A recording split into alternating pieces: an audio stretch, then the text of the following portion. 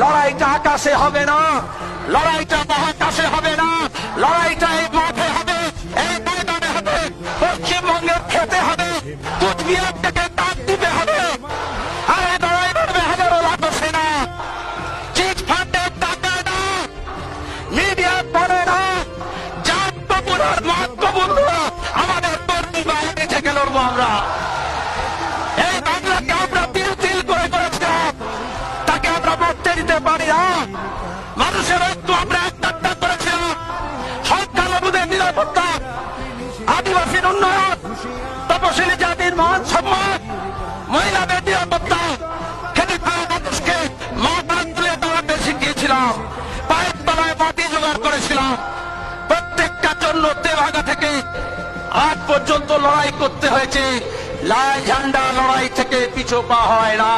এখানে যারা এসছেন তারা সবাই লড়াইয়ের ময়দানে নামার জন্য ডাক শুনতে এসছেন। আমাদের সঙ্গে ছিলেন, মুখ ফিরিয়ে দিয়েছেন, তাদের কাছেও যাব। যে ভুল করেছি বামপন্থীরাই তা স্বীকার করে, অভিজ্ঞতা থেকে শেখে। আর যারা মনে করছে আমাদের পিছে নিপীড়ন করে শেষ করবে, মেহেদি পাতার রং সবুজ, কিন্তু তাকে যদি বেশি কচলাও, চেপে চুপে দাও, রং কিন্তু লাল বেরোবে।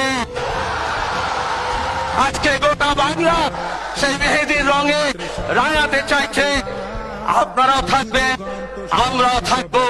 এবার লড়াই কিন্তু জোরদার হবে, হবে তো?